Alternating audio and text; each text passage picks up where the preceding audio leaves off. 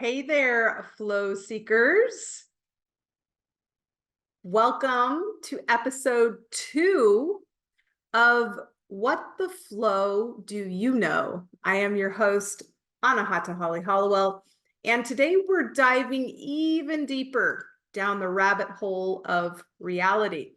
In our last episode, we explored the fundamental role of sound and frequency in the universe, and we saw how everything vibrates at its own unique frequency and how these vibrations can create intricate geometric patterns through the fascinating field of cymatics.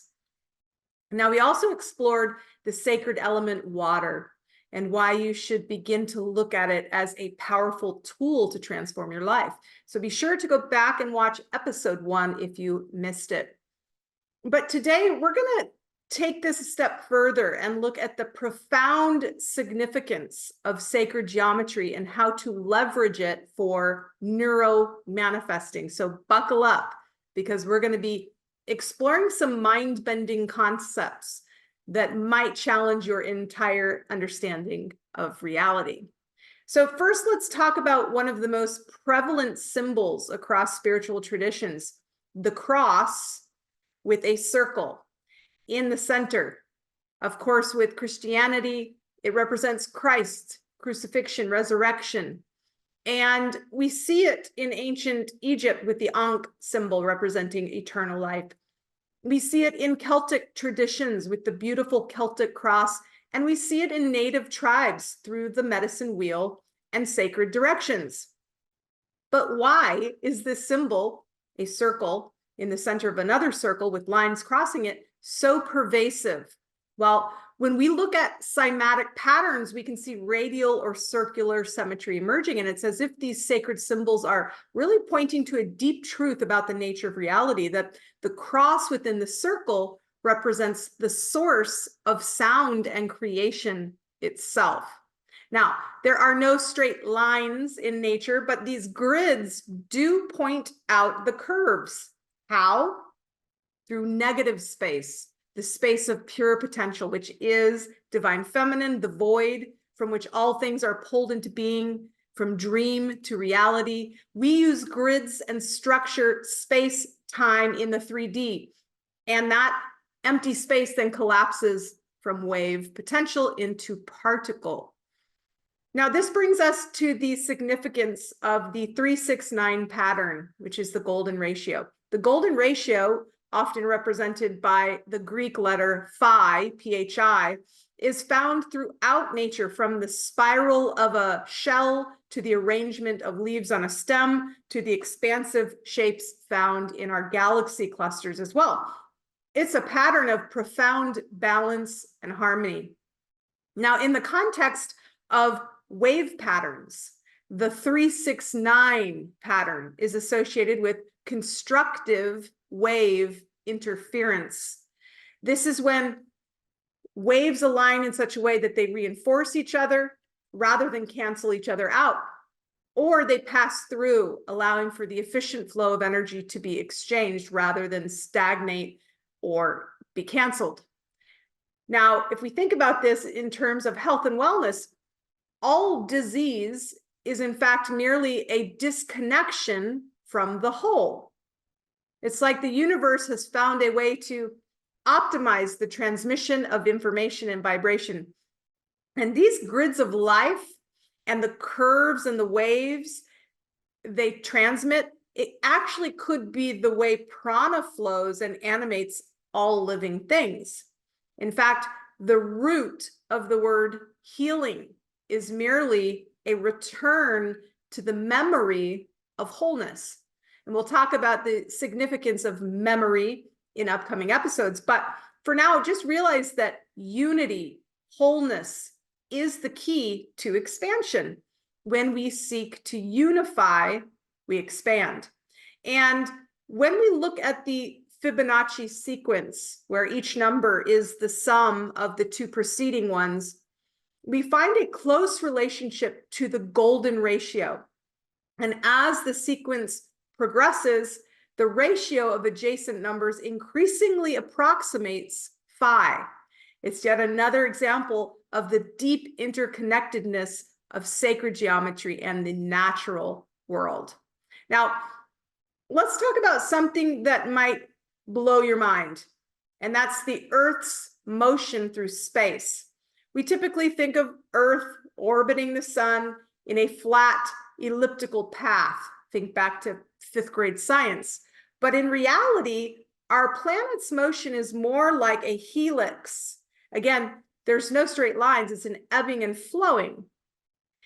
And as the Earth orbits the sun itself is moving through the galaxy. So when we combine these motions, the result is a beautiful spiraling dance. And when we visualize this helical path, it bears a striking resemblance to what? The structure of DNA, the very blueprint of life. So it's as if our solar system in motion is mirroring the fundamental geometry of existence, that spiraling helical pattern that we find from the microscopic to the cosmic scale. It's a reminder that we are part of a much grander interconnected cosmic dance than we may think we are. And this brings me to a profound personal experience that forever changed my understanding of reality. Back in early 2016, a year after I received the divine download about assisting frequencies and started channeling what I call the Anahata codes, I found myself suddenly outside my body. It was an out-of-body experience. Now, at first there was nothing, no reference, just an awareness of the all. And I found myself in the void, pure blackness, nothing to see, taste, touch, or feel. But I was not afraid at all. There were no emotions pulling on me. It was an unbiased unification at its ultimate point of reference from the source, in the source. And the all prior to creating something is how I felt. And just as I pondered what's going to happen, where am I? What am I saw this massive hand of God like this. And it was divine masculine energy out of feminine potential into action.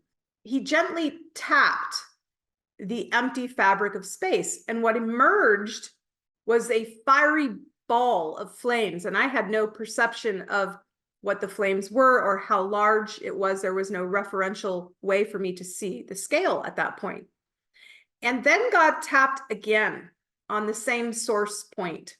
And I witnessed the formation of the continents and the water of the world. The weather patterns sprang into being. And I realized I'm watching the earth being created. And that activated my emotions and a deep reverence for all things created within our mothership, Gaia. And then God tapped the same center point one more time. And what happened next was a trip. I found myself traveling without moving, sacred geometry unfolding like a 1,000-petal lotus, driving me deeper and deeper into the center point, like a fast-forwarded version of zooming into a fractal, only to find that when you reach the center point, the total pattern is also present and you haven't moved anywhere. You're back where you started. It was really incredible. And it reminded me of the quote from the late and great poet Rumi, who wrote, "You are not a drop of water in the ocean. You are the entire ocean in a drop." So when the sacred geometry stopped expanding, it gelled into place. And this beautiful, like cerulean hue, like the graphic you see behind me, was pulsing. And it was around the earth. And I knew, all right, I'm going to be back in my body on earth soon, but there's a message that I came here to receive. And just then, God spoke. Now, he whispered, but even then, his voice was booming, louder than anything I've ever heard in my life. And he said, "To heal the world, go to the source point." and I was in my body again. I opened my eyes. All my senses felt dampened compared to where I had just been. Everything felt less real than where I just was. And I just wanted to go back. I had slipped back into this dream called life, and it felt like the other one was reality. So desperately, I shouted, "What's the source point?" And instantly on my right side, whether I'm flipped or not, I don't know, I heard and felt the voice and breath of divine feminine. And she simply said, "Look to the cross." And then it was done. I was left to decipher what it meant to heal the world, go to the source point. Incredible. And then to understand the source point, I should look to the cross. Now, fast forward, it's been almost a decade, right, since this amazing experience. And the experience really showed me that in ways that words can barely express, the profound unity and intelligence that's underlying the fabric of existence. And it was a direct encounter with the source of creation, transcendent of religion. And it was the great mystery at the heart of all that is, was, and ever shall be. And here's where it gets even more fascinating. Over the last decade of research into expansive approaches to consciousness and manifestation, into figuring out what the source point is and how we use it to create, I realized that when we consider the pineal gland, and that's referred to as the third eye, we find that it's located at the center of the brain, right? And when you view that from above, from the perspective of the cosmos, looking in to the source point from the crown chakra, we find the pineal gland first. And that's the intersection of the two lines marking that spot. It's in our anatomy, the version of this spiritual symbolism, look to the cross. And, the Hermetic principle of as above, so below comes to mind. This ancient maxim really suggests that patterns and principles we observe in the macrocosm are mirrored in the micro and vice versa. And that same geometric point, the source point, we find it in our own bodies, in the swirling of galaxies and in the spiral of shells. And we are really living in a fractal universe, a reality where the same patterns repeat endlessly, whether we zoom in to the subatomic realm or out to the vast expanse of the cosmos. This idea has profound implications for our understanding of ourselves and our place in the grand scheme of things because of the strange and beautiful phenomenon of quantum entanglement. We are inextricably connected to the source of all creation. At the deepest level of reality, we are not separate beings, but we're rather expressions of a singular unified field of consciousness. This means, in a very real sense, that we have access to all knowledge, all wisdom, all potentiality, and we are microcosms of the macrocosm, holographic fragments containing the entirety of creation within ourselves. So as we reflect on these ideas and the significance of sacred geometry, the role of sound and frequency, the Earth's helical dance around the sun, and the profound insights of mystical experience, a deeper picture begins to emerge. We start to see the interconnectedness of all things, how the patterns and principles of sacred geometry weave through the tapestry of existence, from the subatomic to the galactic, from the biological to the spiritual. And we begin to understand that these are not abstract concepts, but keys to unlocking a deeper understanding of ourselves and our place in the cosmos. And by contemplating these profound truths and aligning ourselves with the fundamental geometries of creation, we open ourselves to profound transformation and growth. It's really incredible, guys. We live in an amazing time.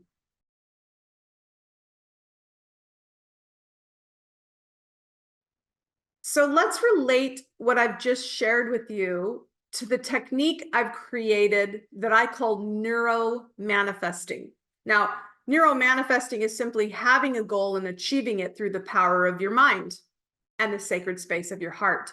You are designed to create. And I really want you to hear that. Beyond all the spiritual aspects that you may or may not yet remember that you understand, you're here to do one thing: create, to fine tune your ability to have a vision, define a goal, and then realize it. And the flow state technique, FST, will get you wherever you can imagine. And it starts by understanding what I mean by flow state, but that's a topic for another episode. So if you're just joining us and you missed episode 1, I recommend go back, watch it. It lays the groundwork for everything we've discussed today, and we'll continue to explore in future episodes.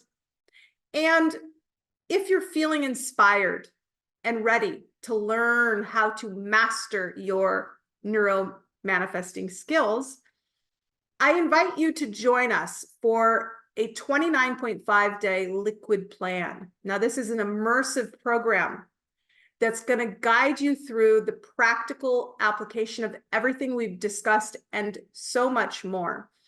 We're going to go from mere concepts to actually using neuromanifesting to create the life you desire. One key lies in the decalcification of your pineal gland, which is your Wi-Fi to divine wisdom and unlimited potential.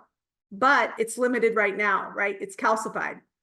So I'm going to show you how to program your bio water that makes up more than 90% of you molecularly to work for you rather than in opposition to your goals. So when you cultivate these flow states and your ability to stay in them longer and more frequently, you'll begin to live an autotelic life, transported directly to your end goals of improving your life intrinsically.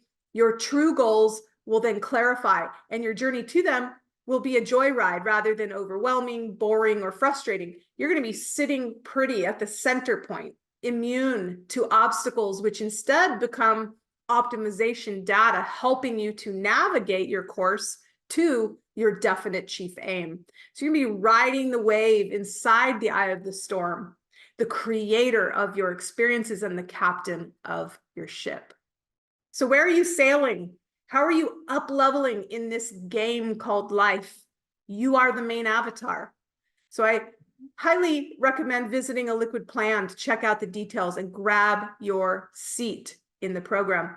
Now, enrollment is only open for a short time because the next 29.5-day cohort begins soon.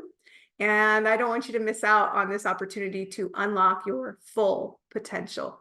So make sure also to subscribe to my channel, give me a like, share, and that way you will never miss an episode of What the Flow Do You Know?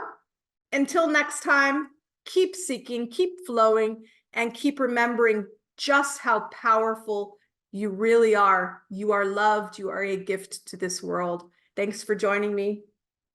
I'll see you in the next episode. Bye for now.